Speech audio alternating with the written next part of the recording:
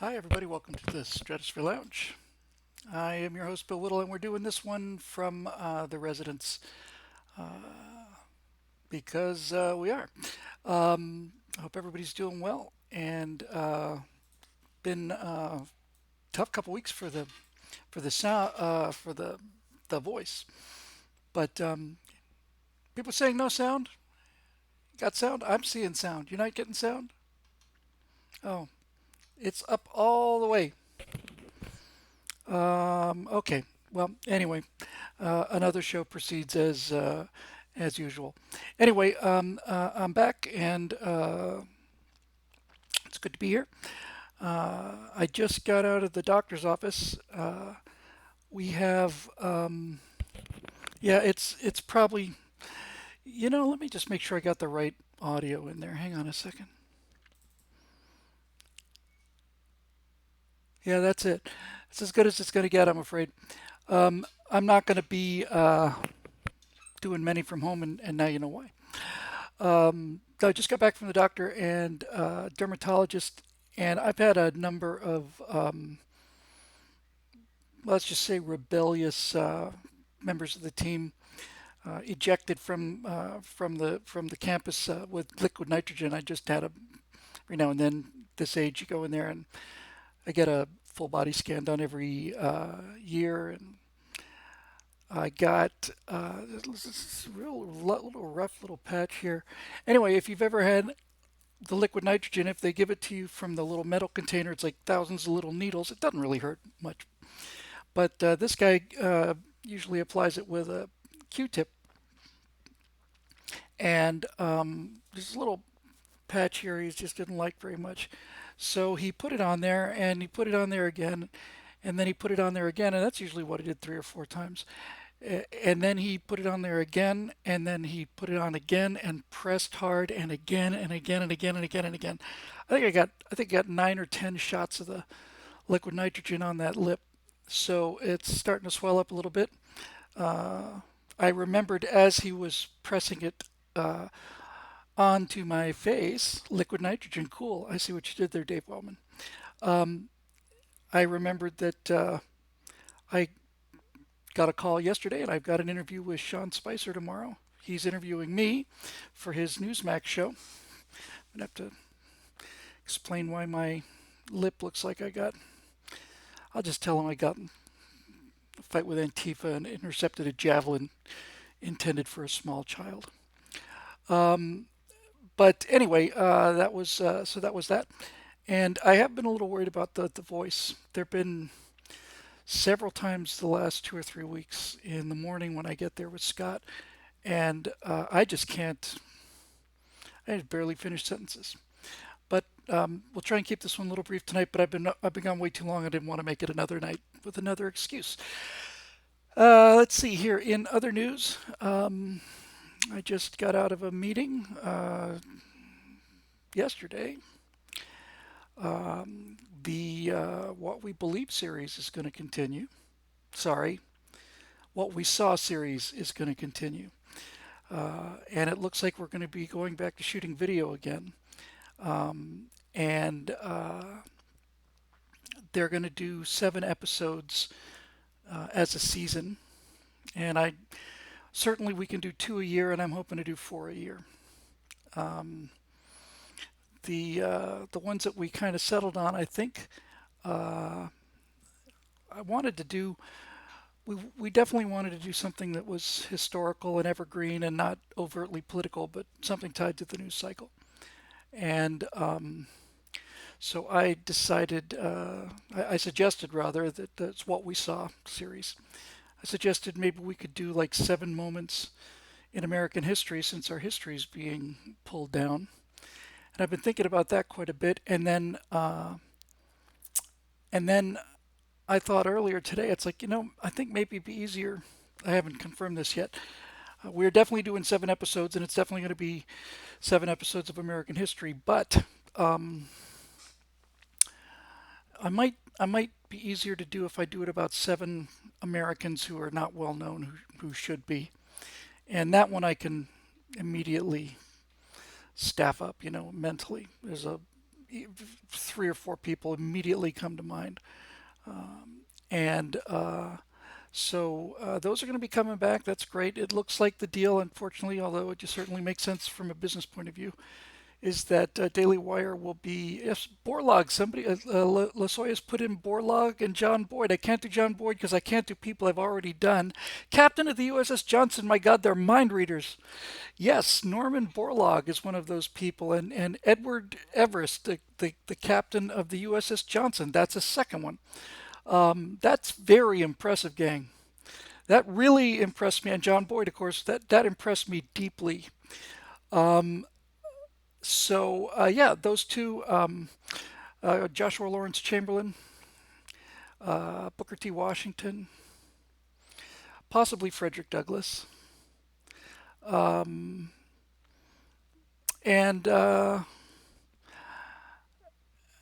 yeah, Dick Best. I was thinking possibly. Again, can't make any promises on this because we talked about episodes. Jimmy Doolittle's a possibility. Dick Rutan is a possibility. That's Bert's brother. Just want people who should be more famous than they are.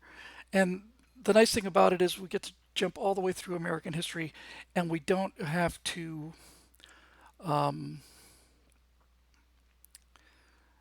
do it in order. It's not like we have to start from the Revolution and work our way forwards. We get to do whatever we want to. But just as an example, and Ed Smith just mentioned Joshua Lawrence Chamberlain. If I do, I want to. If I'm going to go one place in the Civil War, I don't. Everybody knows about Gettysburg. Not everybody knows about Chamberlain's role in Gettysburg, but the people who know Chamberlain know about that. I told him the one episode, if I was going to do a single thing on the Civil War, I wanted to do Spotsylvania Courthouse. That was 16 hours of hand-to-hand fighting, and wow, that yeah. So Spotsylvania, but and I got to double check this because I'm pretty sure Chamberlain wasn't wounded before that happened. But in any event, you get the general idea. So I'm just having a lot of fun with it, and that just happening. So we should be having some fun there. So that'll be cool. It'll be good to get back to doing the history. And like I said, if I can get the scripts done fast enough, we can do 4 7-episode seasons a year, which would make me very happy. Uh, so I learned a lot from writing the Cold War. The first thing I learned is that I wrote 2 Cold Wars. They wanted 7,500 words, 8,000. I was writing 12, 13, 14,000 words. And now I am a little more experienced with that. Dave Big Booty, hey Bill, where was that famous picture taken of a dead soldier in a small stairway? Are you mean in an outdoors location, Dave? There's a famous shot of a Confederate sniper at Gettysburg, but that was been seen by everybody. It was a fake shot. They dragged the body from somewhere over. But in any way, it'd be good to come back and do some more history. So that'll be kind of fun. Yeah, that was in Gettysburg. I want to say it was in the Devil's Den, the rocky area between kind of the Confederate lines and the Union lines, a bunch of boulders down there. And after the battle was over, they took a picture of like one of the most famous pictures of the Civil War. I don't have it with me, and I'm not going to spend what I usually do, which is spend an hour looking for something that I don't know if I can find. But there's a picture of me taken on that exact precise location. And my dad got me a guide to Gettysburg, be about 93, I guess. And he's driving us through the park, the guide is, and he said, maybe that'll look familiar. And I look over there, it's like, oh my God, it's The Rock, Anybody who knows their Civil War history, it's a very famous location. Somebody said anything about women. I've got to find at least one. There's some interesting choices. I'm reading about John Paul Jones now. He's a little bit too famous to do. But there's a story of him with a young He, he had this kind of flirtatious arrangement with a young black poet who was a slave and who wrote poetry, and people couldn't believe it could come from a woman or a slave. That's possibility. But in any event, there's a comedy duo. That's an interesting idea. That never really occurred to me. In any event, we'll have a chance to really pick some good ones, and if it turns out that this is a really great series, we can do a second installment of it. But in any event, we're bringing the history back. And, I got the green light, so it's just now a question of how fast can I get on the scripts. Yeah, I see Dick Bong there and a couple of other people. So that's good news. Looking forward to getting on that. I have Army surgeon during the Civil War. I forget her name. I was thinking actually of Florence Nightingale as a possibility, although she probably was British, wasn't she? I think she was in the Crimean War. Anyway, I'm going to look and find the whole idea is to do what I did with the Cold War, and that is find a story and maybe a person's life that basically extends out and covers the entire period. It's like this if you this is what Reconstruction was like because of this story. So so that'd be great. Frederick Douglass is definitely in there. He's I'm going to fight for him, and I've already talked to him about Frederick Douglass. He's in. Booker T. Washington is going to be probably, if not one of the best, one of the best. So he's definitely in. Be a little tougher with people like Norman Borlaug, but that's not a it's not a problem. That's a challenge. Al Swearinger. Do you mean Al Swearingen? That would be great. Anyway, it'll be fun to pick, and it'll be fun to get some more suggestions from you guys too. So there's that. I got a couple quick little things to show you. Been making some progress in the science fiction world. I'll talk a little bit about that, maybe 5-10 minutes, then we'll get on with the show. I'll try and keep it to an hour tonight, just to protect the voice if I can. So, a couple, 3-4 months ago now, so I'll probably tell you the exact date. What's the timestamp on this boy? May 28th. On May, I have a recording here of an animation I did. It's significant animation. It's not the first animation I ever did, but it's the first animation I ever did in Unreal. And so I'm going to just run that for you real quick. It's 10 seconds because I've got two new ones to show you that I'm very proud of, to show you how fast things are coming along here. So back on May 28th, I did this. Hopefully it'll just jump in there. Come on. Oh no, I see what's going on. It's way too big. Hang on a second. Yep, that's a bad idea. I can do it this way, I hope. Hang on now. This will be cool. Media source. And it's down here. So mostly I just want to show you the new stuff, which is actually starting to get to be kind of cool. Movies and this one. See if it'll play. No. And it's, hang on, gang. Why is this? This should be playing, but it's not. Hey, it's me. I'm surprised that doesn't just resize and go in there the way it's supposed to. Oh well, I'll worry about that later. See if I can just show you the new ones anyway. How do I get out of this? There we go. Let me show you the new ones. Please work. No, it's,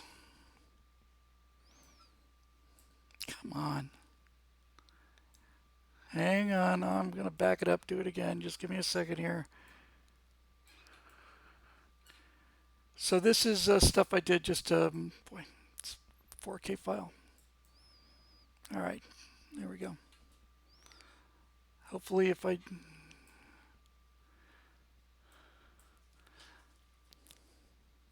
it's running kind of slow. Let me see if I have a compressed version of those. Where did those things go? Hang on, that probably play a lot better. Did I boot those? Wanted to have them, where did I put them?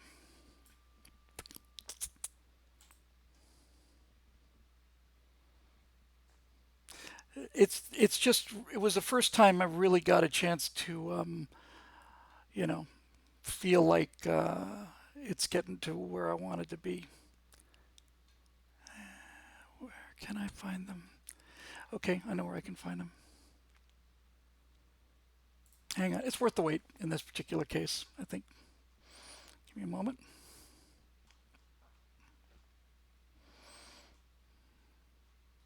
Yeah, here we go. So these are smaller versions of them, but these should play. So give me a second.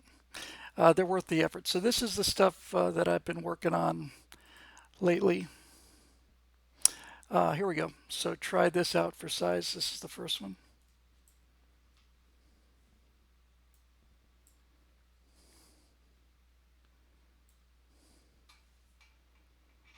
It's still too big.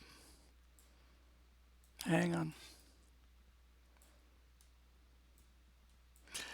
All right, let's try that one more time. How do I do that? I'll try this.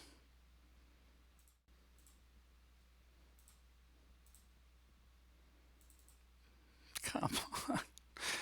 God, why does everything have to be so difficult? I never, ever understand that. Let's try it again.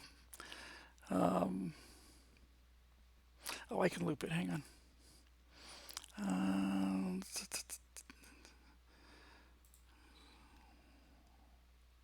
Loop. Okay, let's try it again. Here we go.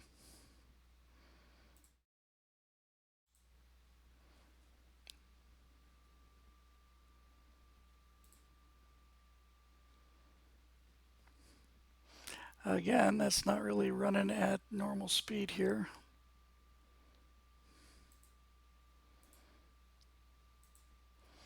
Well, this is the show, isn't it? I'll try it again, by God, and I'm going to keep trying it until I get it right. Sandstorm. Play. Loop. Okay. Why are you not visible?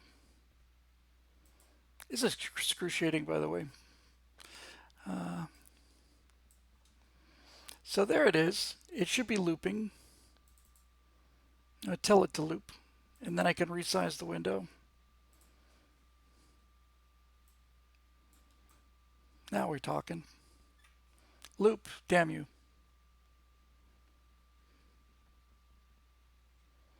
Yeah.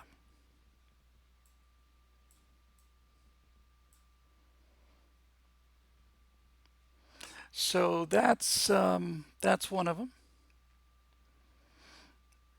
And let me bring in the other one, which I like even better. So we'll just bail on that guy. And we will bring in this one, which was even, I think, a lot more fun.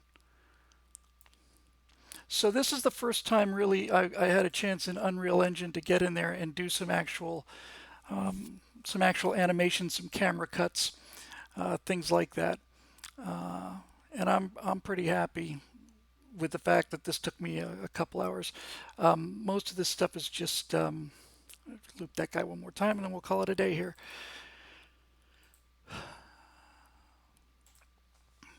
Yeah, there we go.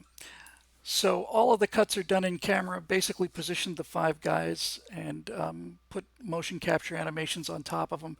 And then once they're actually in place, this is unusual for me as a film director because normally I would have to have to shoot this thing 4 or 5 times from different angles. But with Unreal, you basically get all 5 guys moving like they're on a stage. You can see that it takes the first frame or two for the rocks to res up when it loops. But basically in Unreal, these 4 characters, not 5. These 4 characters are moving all at the same time, and then I can basically just put the camera wherever I want to, and then I can make the cuts where I want to. And I'll tell you what really sells this thing. First of all, it's a great environment, but it's the depth of field. It's the fact that the guys in the background are out of focus, and the motion capture is just really cool. So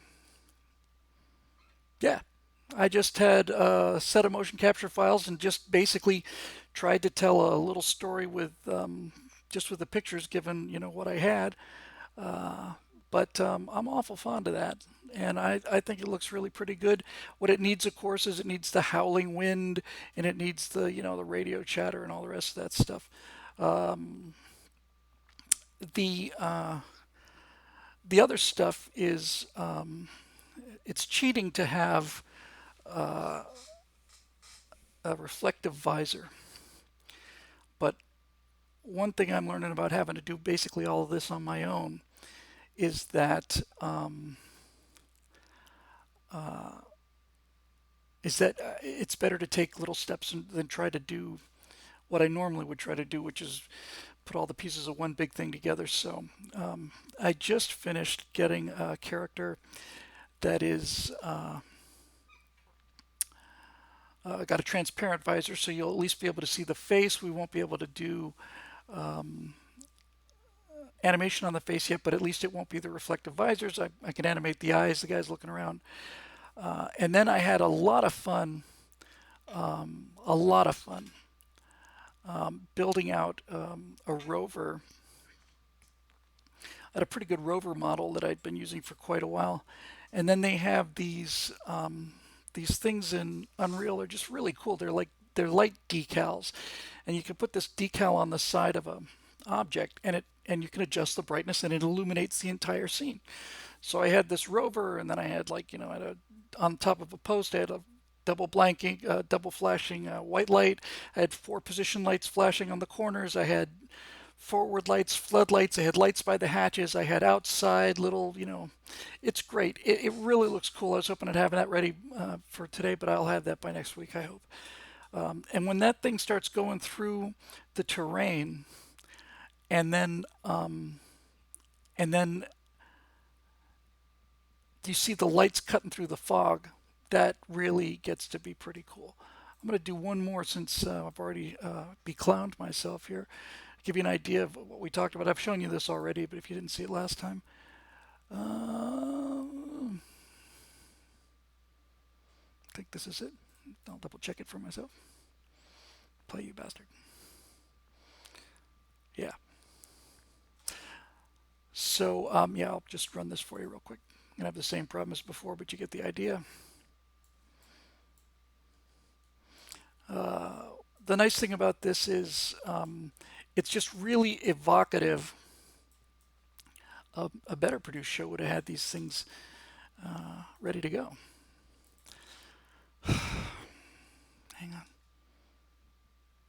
Hang on. Worth the wait, folks.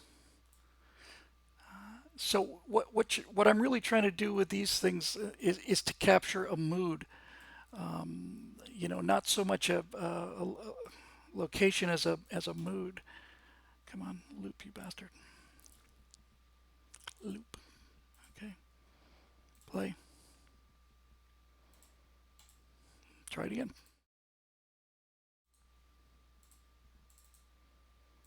Play. Play.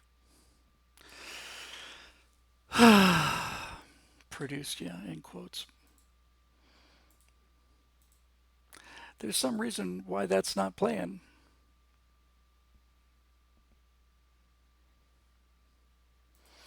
But it's in any event, it should be there, and it's not. But you probably, I'm going to just do this one more time just because I'm stubborn. This time I'm going to tell it to loop first.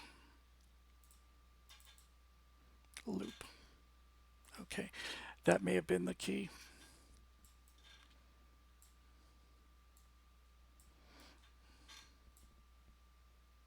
Are you looping, you swine? Yeah, it's looping, but it's not got the one with the guy walking. I'm not going to waste any more time with this, but you can see that that gets the vibe. It gets the just it's like lonely out there. So let me tell you what all this fuss is all about. So I talked a couple weeks ago about kind of detaching myself from the Star Citizen universe. I I had a chance. I had a chance to look into. I played a lot of Traveller when I was young. And it's a board game or it's a role playing game like Dungeons and Dragons. And and then they did a second version of it called Traveller 2300, which was set in a much closer future. It was a lot more realistic. And they had a tremendous alien race there called the Kafers. And the Kafers were a great example of the cycle of civilization. They're really brilliant, brilliant alien. So I went looking for them to see whether they were still out there. And of course, everything's on the internet. And I found out that the company owned the rights. It's called, I think, Far Future Publishing or something. So I wrote them an email and asked if the Capers were possible, would it be possible to license them for being like the primary villains in this thing. I got a letter back right away, and the letter was from Mark Miller, who's the guy who wrote Traveller. And I told him, man, you changed my life. You really did. So I'm trying to get. Here's what I'm trying to do. Aside from all the political stuff with it, what I'm trying to do now, because the situation changes frequently, I'm trying to move back into the place where Star Trek used to be. If you look at the original series, it was there were certain elements that I'm now determined to put in there and keep. One of the most important element was the optimism. There is no optimism anymore, and everything looks like hell. And the person who designed the future, and the future has stayed true to this design for 40 years now, is Ridley Scott. Ridley Scott with a one-two punch with Alien rather, and then Blade Runner. He basically showed us that the future is going to consist of metal doors and metal rooms and metal buildings and there's not going to be any art, and it's going to be underlit, and there's going to be steam coming up. It's just going to be living hell. That's what the future is going to look like. And then he also showed us in Blade Runner that the cities are going to be civilization is going to be hell. They're just going to be human hives, millions and millions and millions of people packed on top of each other, like these what's the term for them in archaeology, tells, where they build one city on top of another, and and it's just a horrible, dreadful, miserable, rotten future. And I think there's room to I know there's room to move into the place where Star Trek used to be. And the nice thing about this is, I realize now, I used to think, well, I could tell the story of the founding fathers, but actually, I can tell the entire story of America now.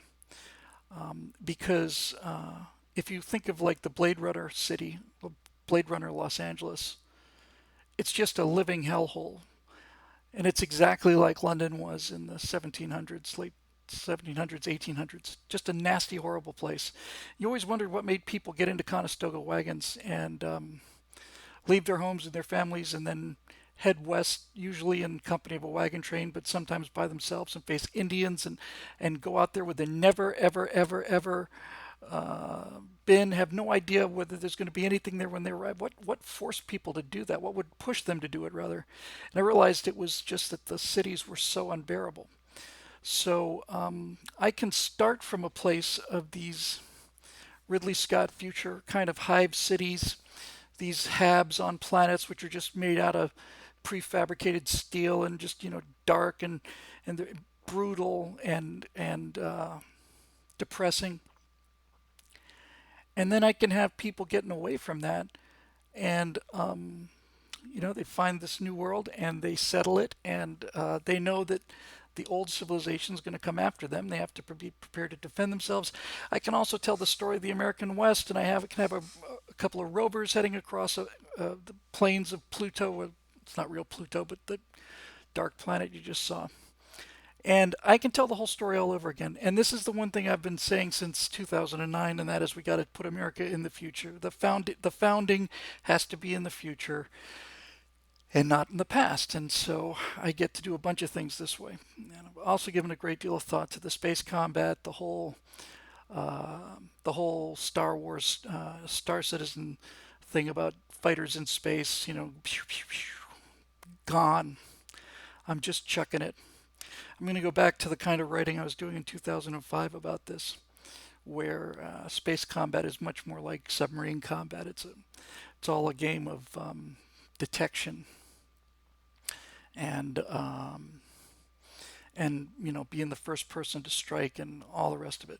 I've got some really great models out there. There are some amazing models for sale. I've found a few of them that I liked very much, and I have commissioned a couple people who are working in various places around the world, and they're doing some additional modeling for me. I'm having one guy build me a rover called a Conestoga, and it's basically the kind of thing that you could live in, and families would be able to travel for weeks in this thing. And the idea of having a family of four rolling across this plane in fog and mist, and maybe it's low gravity, these giant shadows of huge creatures moving. They're going out to service a automated weather station or something. It's just going to be cool. People are talking about the Expanse and stuff. I've seen a bit of the event. I never really got into the Expanse because the Expanse just seemed to me to be, I don't know, aggressively diverse. Maybe is the best way to put it. But in any event, I am. I'm really looking forward to doing this, and and somebody said, what did Mark Miller say when he wrote me back? He said, absolutely, they're available. I sent him a couple of these tests, and he said, that's fantastic. We should talk, and I need to have a conversation with him, which I might do tomorrow. We'll see. 100th birthday to Derek's grandpa. Congratulations, Derek's grandpa, 100 years old. That's incredible. But anyway, the whole point I'm trying to make is there's a world out there that there's a hole there in the pop culture where Star Trek used to live, and no one is moving into that space, and that's kind of where I want to go. This I can do relatively quickly. I think I had easily rather. I'd mentioned that that there were some really great models out there. This is a model that I just absolutely love. It's not textured or anything, just love the geometry of it. And give you an idea of the kind of things that I'm looking to do. Now, I'm going to see if I can license this from this guy. I don't know if I can or not, but this is, again, just one of thousands and thousands and thousands of models that independent artists out there are making. Just take a look at this. I think this is fantastic. Isn't that gorgeous? That's just beautiful. I just think that's just absolutely beautiful. That make a great exploration ship. But I'm going to basically set the thing, and I've been given a great deal of thought to this in terms of why did Star Trek work so well? What was it about it that worked so well? Optimism was a big part of it. The fact that you never knew what was going to happen in the next episode, you didn't know where you were going to be next. The like sense of unknown, that was a big part of it, and the dynamic between the crew, the top crew, that kind of triumvirate of Kirk, Spock, and McCoy. It's just perfect, and and I don't know what's going on with it. But in any event, and we're going to move on to questions now because I want to keep this one relatively short. But maybe next week we'll talk about how we've been watching the progressives inject their politics into Star Wars and kill Star Wars, into Star Trek and kill Star Trek, into Ghostbusters and killed Ghostbusters, into Terminator and killed Terminator, into Doctor Who and killed Doctor Who. All of that. This has all been stuff we've been talking about for months, years now. But one thing we haven't talked about is is the pushback and the attempt of the studios that finally, after 3 or 4 years, realized that all these things that they were told by their left-wing producers, who didn't give a damn about Star Trek or Star Wars, people like Kathleen Kennedy and whatever the name of the guy who ruined Star Trek was. Oh, the people, it's for a new generation. We need to make it young and woke. That's what young people want. We got to build a whole new generation of audience for this, and these executives listen to them. So they put out just horrible dreck like The Last Jedi and Star Trek Discovery, and everybody left because nobody wants to be lectured to, and nobody wants to be watching Star Trek or Star Wars or Doctor Who, and instead of getting science fiction, you get a lecture from some 22-year-old writer who doesn't know anything about anything other than how to complain about things. But all of a sudden, like Bob Iger, this is true. I mean, I can't believe I'm actually saying this, but apparently Bob Iger realized that the multi-billion-dollar franchise that he paid for when Disney bought Lucasfilm is now worth, well, it's certainly worth several $100s. And he's wondering what happened to his significant investment. I want to say it was $4 billion they spent on buying Star Wars.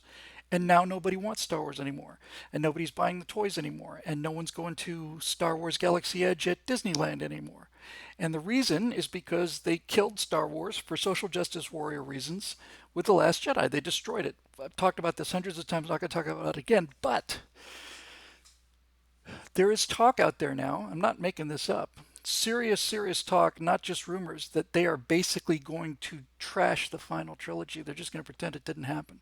They're going to come up with a device that says that there's like this Jedi veil and there are multiple possible futures and so on, and that this was a possible future, and they're going to retcon the whole thing, as John Pershing said.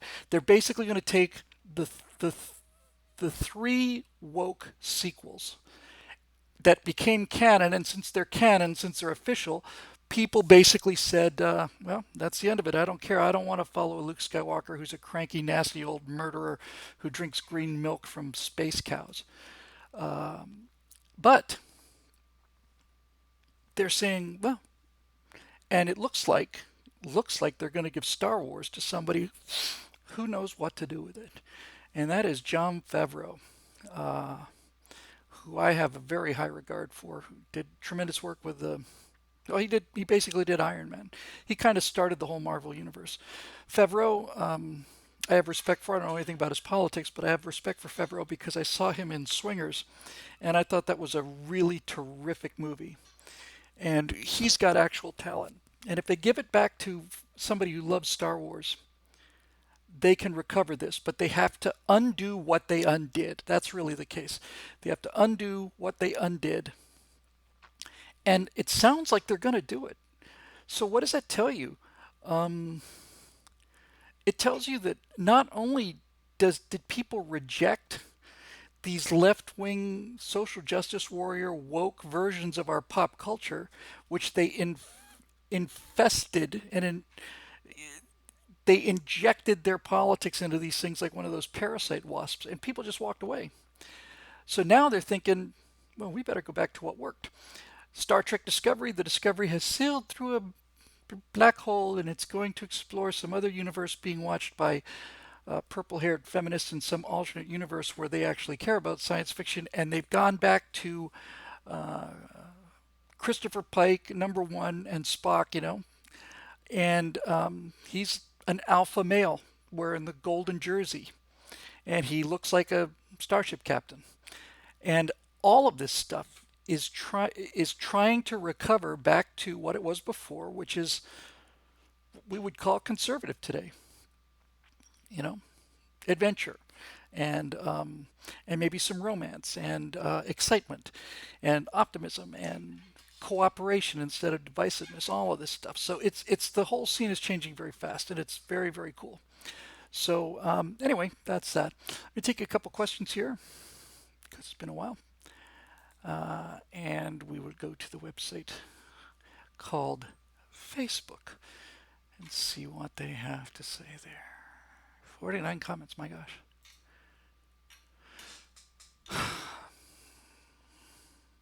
I'm just going to take them as they come, folks. And Eric Blake's got a couple of them, so we can do this without fear of consequences. So, top fan George Freeland. Hi, George. Has social media allowed the current generation of advertisers and market researchers to get completely lazy? You used to have to send people out in the world to get a picture of what normal people actually liked and what the trends were, but now you can get that picture for free. The catch is that it's painted by the loudest and most obsessive narcissists. Can corporate America be convinced to go back? Well, it's strange that I got that question after what I just said, because I think the answer is pretty clear that corporate America is definitely going back in terms of the pop culture. They're backpedaling as fast as their mighty legs will take them. They are in full retreat from the woke values at culturally in terms of what they're putting on the frame at the exact same time that the actual corporate owners of so many of these corporations are not just taking a knee to this whole Black Lives Matter thing, but are just genuflecting in front of them.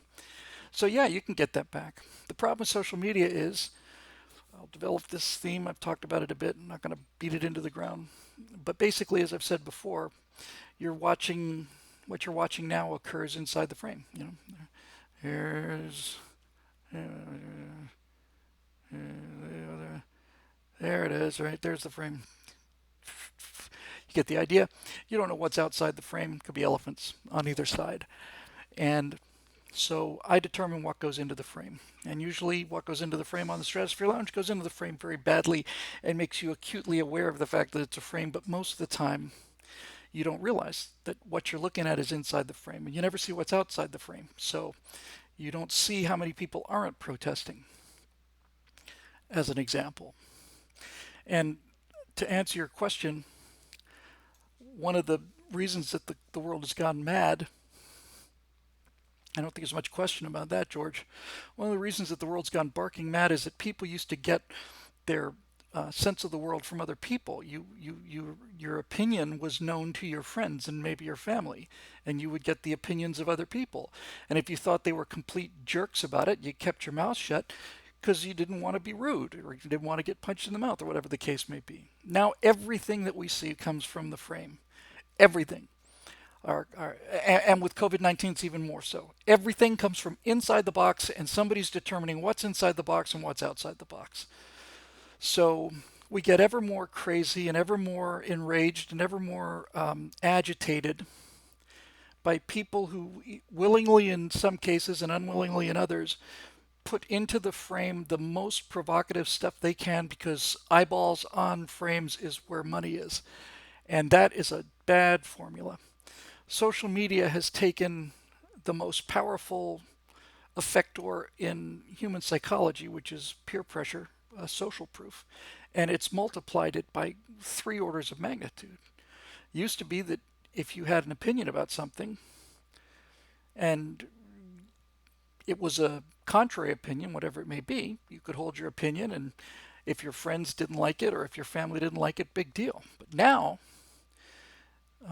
if you have a contrary opinion, half the world doesn't like it. And not only that, half of the world is determined to make sure that your boss knows about your contrary opinion and tries to have your entire livelihood removed and all the rest of this cancel culture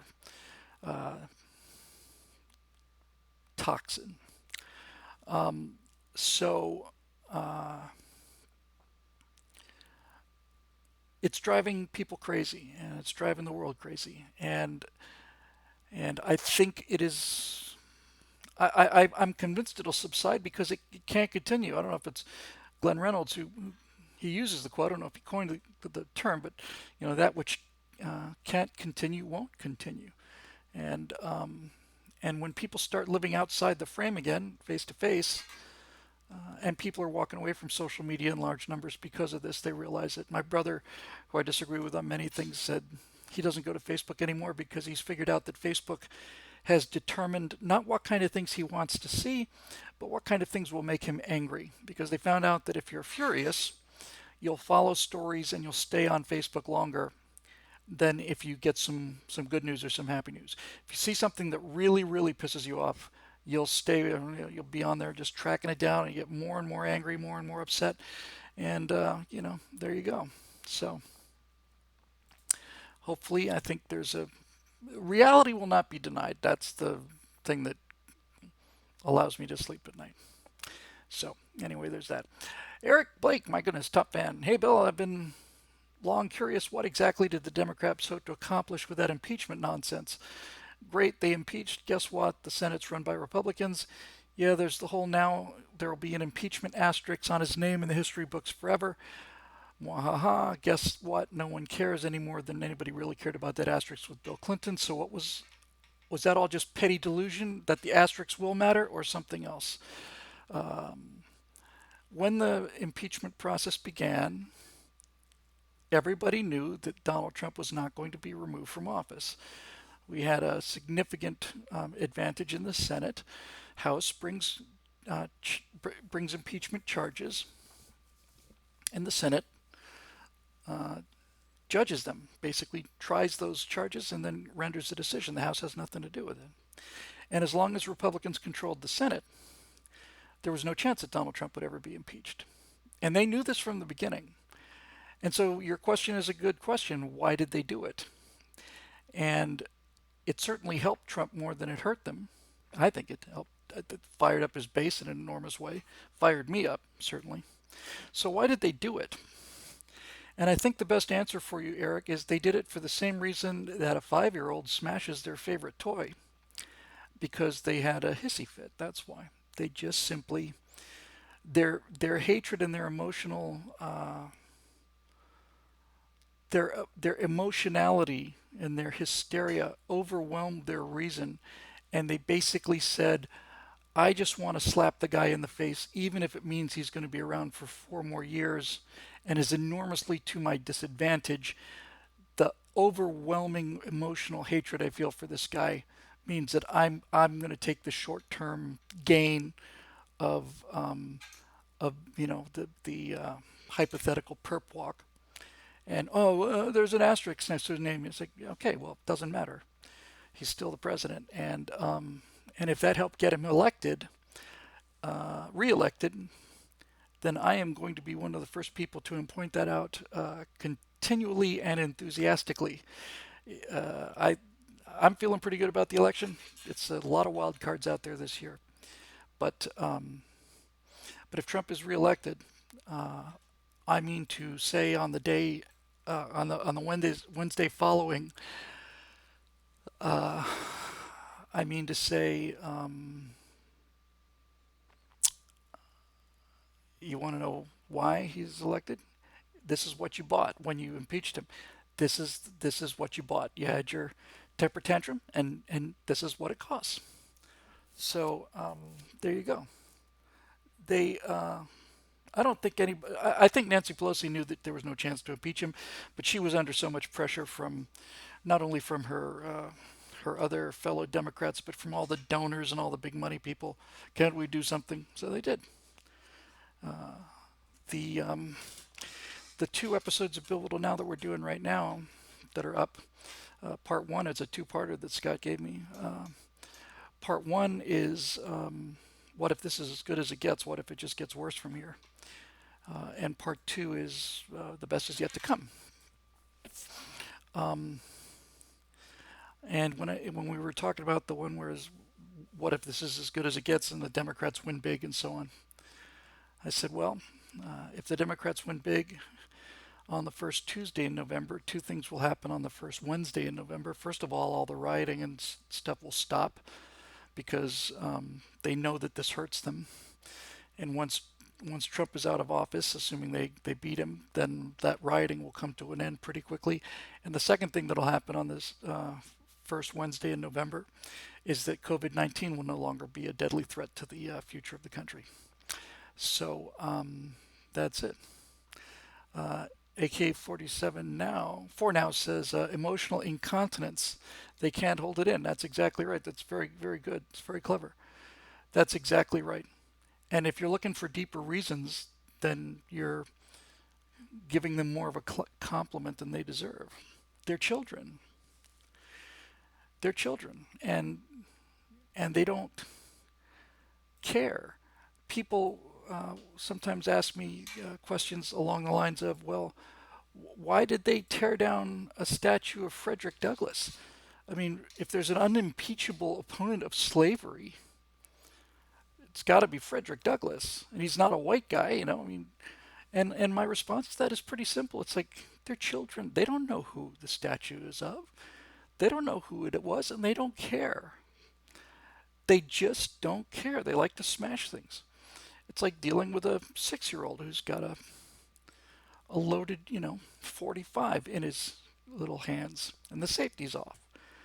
And they've been taught to hate America their whole lives. They were chanting America was never great outside the White House, as if you know anything about history. You don't.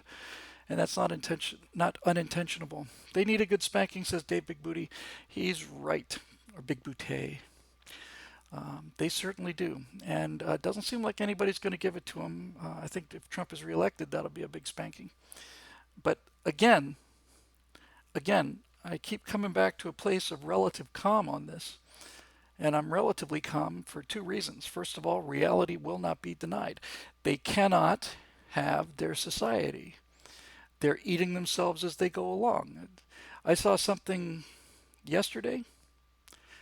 I keep thinking I'm never going to see, needless to say, just like you, I see something that's so outrageous and so ridiculous that I thought, well, they'll never be able to top this. And 2 days later, of course, they do. And this story was apparently a story about a guy who was a curator of an art museum. And he said, yes, he would continue to buy um, pictures for the museum from white males if the work was appropriate for the museum. And he was fired for that.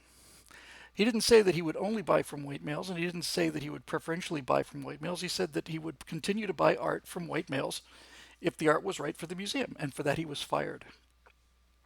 And not only was he fired, that's infuriating. The part that's repulsive to me, him being fired and the whole cancel culture makes me angry. But when people like that apologize on top of it, that abasement makes me sick. I just want to apologize to all of our patrons, and I'm terribly sorry for the harm I've caused by saying that I would continue to buy art from white males along with other artists. I'm so terribly sorry. If you think that this society can continue like that, you're nuts. Democrats are finally being called racist and white nationalists because they happen to like the 4th of July or they stand up for the national anthem. They haven't been called white supremacists or racists. That's what we are. But that's what they are now too. And it just can't go on. And you know it can't go on. It's just simply gonna it's consuming itself. And I think this whole thing is death throes. I really genuinely do. As we spent the last half hour discussing, they've been thrown out of the pop culture, even though they sat on it and took it over.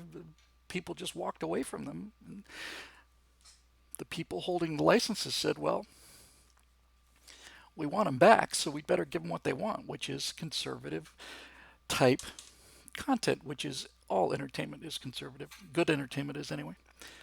So they can't continue with this, guys, and they know it.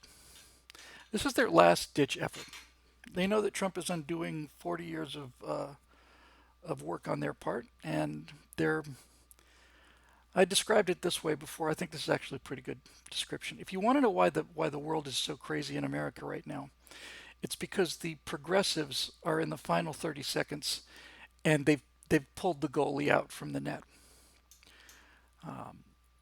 They're playing with all the men on the ice now because they have very limited time to get a chance to win this thing, and that is causing them to do desperate things. And I think that the people responsible for these riots and looting and protests and all the rest of it know it. They know it's hurting them. They know it's causing them damage, but they figure, look, we have to have something happen, or else Donald Trump's going to be reelected, and we're going to, I don't want to mix metaphors, but we're going to throw the bomb. We're going to throw a long bomb and just pray, do the Hail Mary.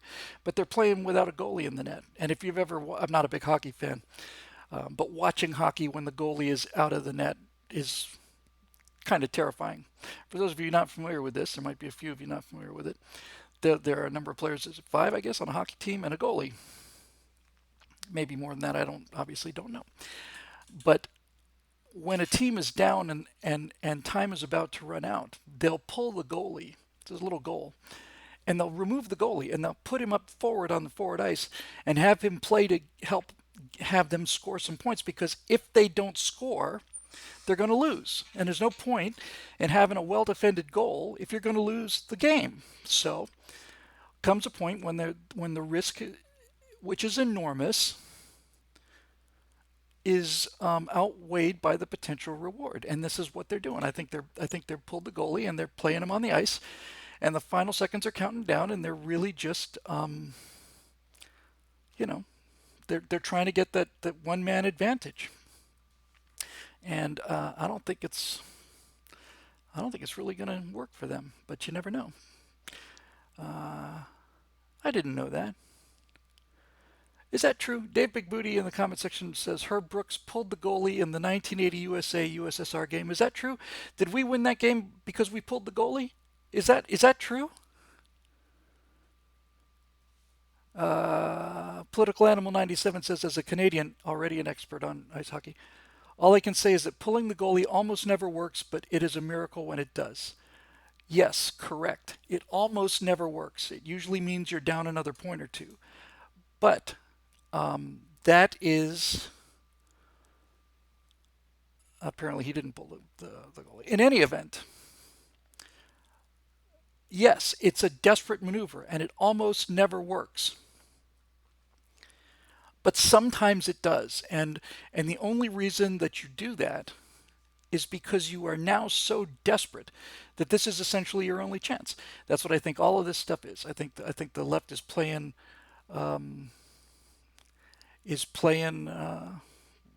with an empty net. I know they're playing with an empty philosophy, and so the two things that keep me from worrying all night, the two things that allow me to sleep, are reality will not be denied, and number two, we have the guns and they don't. Pretty simple, really. So if you don't mind, I'm going to do one more. I can already feel that it's starting to croak a little bit, and I gotta protect this voice no matter how girly it may sound. So let's see if we can do another one, and then we'll call it a night, I reckon.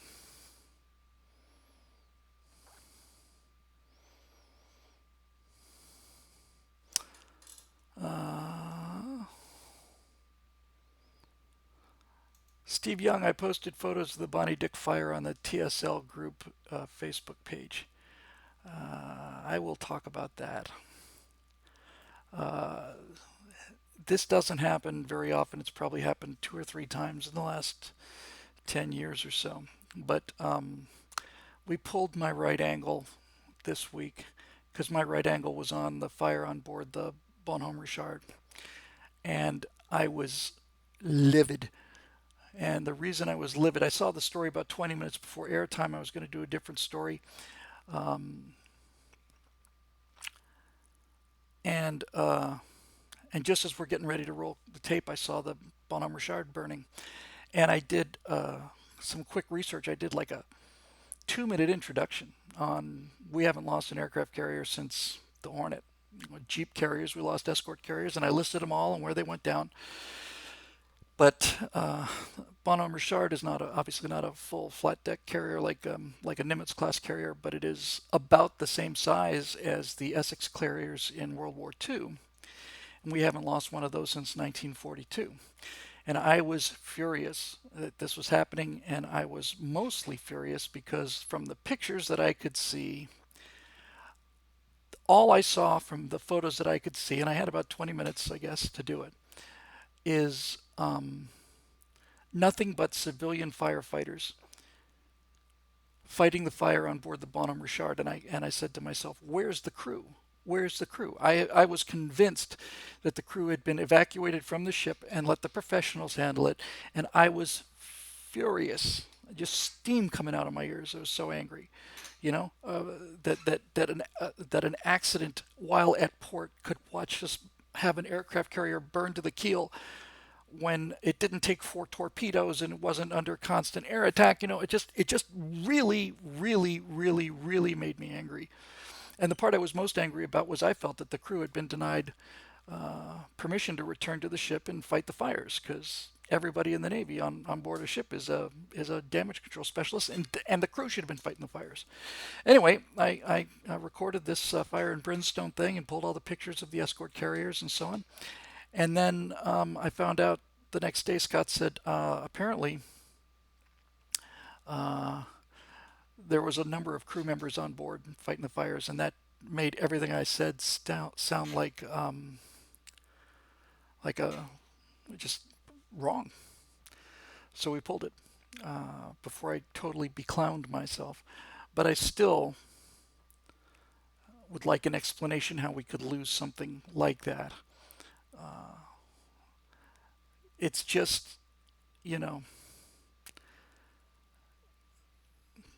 I think that this is a result of this infection that's beset the U.S. military. Burt Rutan tells me he went to an Air Force base once, and the general was bragging that he had the greenest base in the entire U.S. military. And what now? Yep, we have the highest recycling rate, lowest carbon footprint. Isn't that amazing? He's very, very proud of that. Needless to say, your next question is, well, what about your readiness? Well, we don't think readiness is really quite as important as the fact that we're reducing our carbon footprint. This is a general at an Air Force base.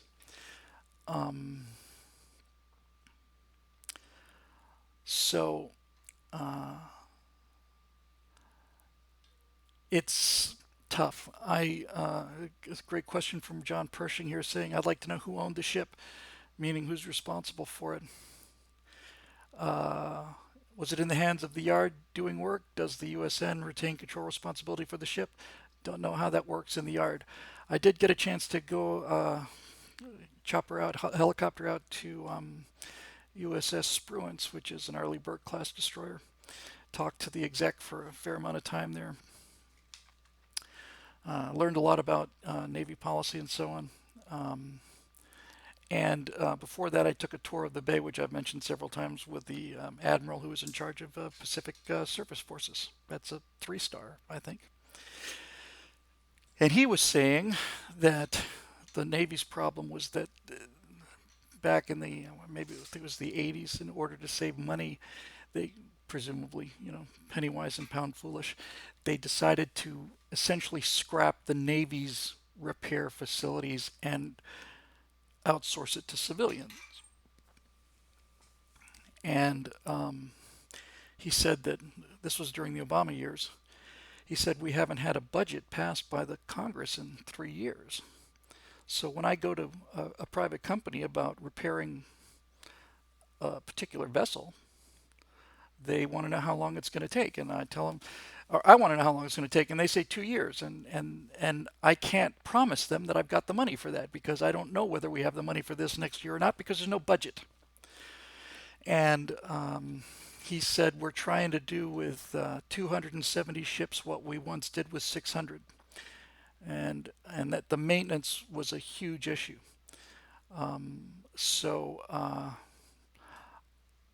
Whoa, hang on a second. Wow. The Soyuz AOC says, I've been in 2 of these fires. The Midway was just like this, but the fire was defeated. I will tell you one thing that I did come up with during that episode that I thought was great. And I said that if this fire on board Bonhomme Richard had happened at sea, the ship would have been saved. I have no doubt about it, none. The ship burned because it was at port, surrounded by Navy facility. If that vessel had been at sea, fully staffed with naval personnel, this would have been a minor news story, but but it wasn't. So I'm sure that's an excellent point about who owned it. I'm sure it was in that gray area where the Navy was responsible for it, but the construction teams were, without question, there must have been a minimal crew there. The ship's in for maintenance after all.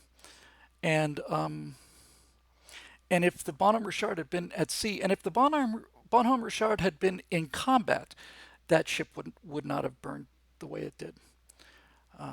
And that's a particularly galling irony. But the thing I was most angry about in that episode, and the reason that I went off that way like that, was because I was convinced the crew had been pulled off the ship by the brass, Navy brass. Didn't want to risk the crew. We saw this with the Roosevelt a couple months ago. 106 sailors with COVID-19. We have to put into port. We need help. And I know a lot of sailors supported that captain, but I thought it was appalling. I thought it was appalling. I thought you've got 106 sailors, and I'm not unsympathetic to that, Captain. But what happens when you take 4 torpedoes amidship and you have 1,000 dead sailors, 1,000 grievously wounded sailors? What then? And it's it just this idea that the safety of our sailors is our primary concern. He said something kind of like that. I said, no, it's not. Come on, this is how political correctness is ruining everything, but the military more than anything. The primary mission of the Navy is not to protect its sailors. That's ridiculous. The primary mission of the Navy is to defend the United States of America at sea. That's what the Navy's for. And if you lose sailors doing that, I I I I bow to no one in my respect for military personnel and what they do and the sacrifices they make. I will not take a second seat to anybody in that. But most every military person I've ever spoken to agrees with me when I say this is what they signed up for. They didn't sign up for a safe space. They're on a warship, and and they should have been fighting to save that ship. And I was saying during this episode that we pulled that in World War II, if this had happened, the sailors would have been knocking down MPs trying to keep them off the ship and diving into the bay and climbing up the anchor chains to get on board there to save that ship. That's their home. And it's not just their home. Yeah, it's AK-47 for now, says Micro Safety Third. Micro's a great guy. I've met him. I know him relatively. I don't know him, but we say hi when we see each other at the airports. And yet, Micro is exactly who you think he is. That's was so reassuring, so nice after having so many people disappoint you. But Micro is exactly who he is. He's just Micro, and he did a thing called Safety Third. It's like, no, mission is first, cost is second. If safety was first, we wouldn't go. If safety was second, we wouldn't go without gold-plated everything. Safety third. He's absolutely right. But this idea that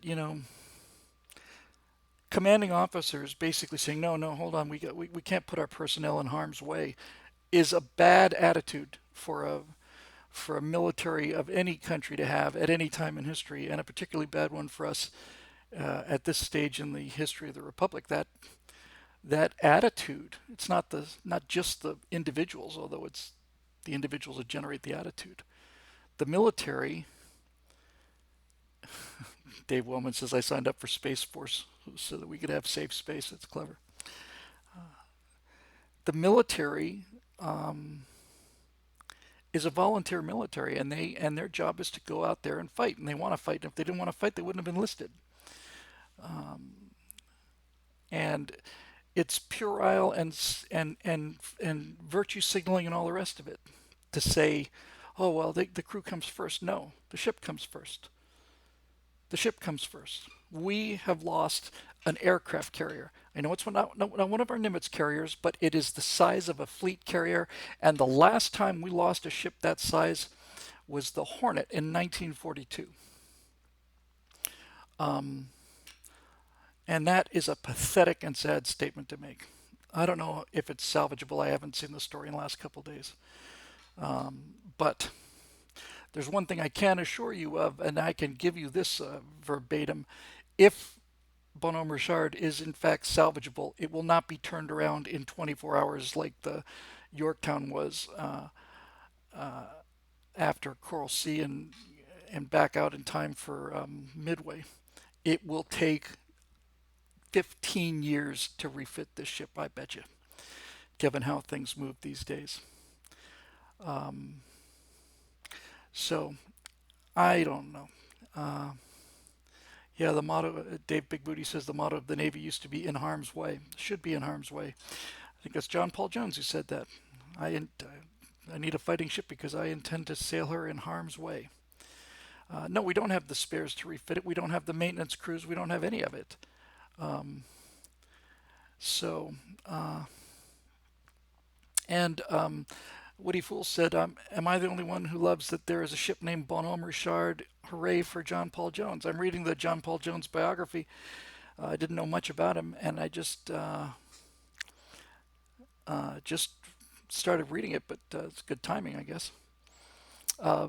His ship, Bonhomme Richard, was the ship he took the British man of war Serapis with, and Bonhomme Richard, the original one, John Paul Jones's ship, was just a pig. It was just a slow, fat, unmaneuverable pig, but he fought it really well. And he named it Paul. No, John Paul Jones named Bonhomme Richard after Benjamin Franklin, who he got to know and like and be friends with in Paris, as a tribute to Franklin and as a tribute to Poor Richard's Almanac. That's where the name came from, apparently. So, anyway, that's that.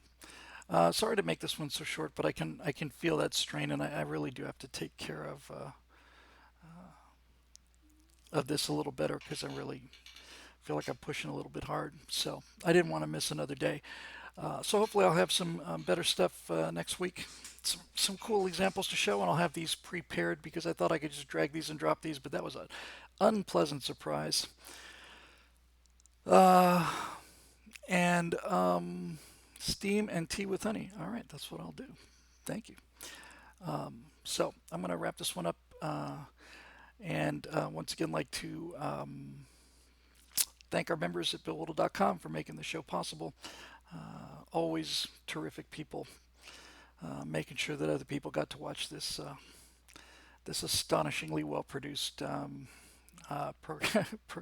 Ricola, Dave Wellman for the win. So can we get a cameo from Natasha? No, Natasha has stepped out briefly. She's got a kind of a class tonight, but we'll get a cameo from her soon. We should get her on camera. It's time for another Natasha episode. She's a lot more popular than I am on this show, and I keep telling her that. Anyway, thanks very much for the support. Thanks for joining us. Thanks for the kind words. And we'll see you next week right here on the Stratosphere Lounge.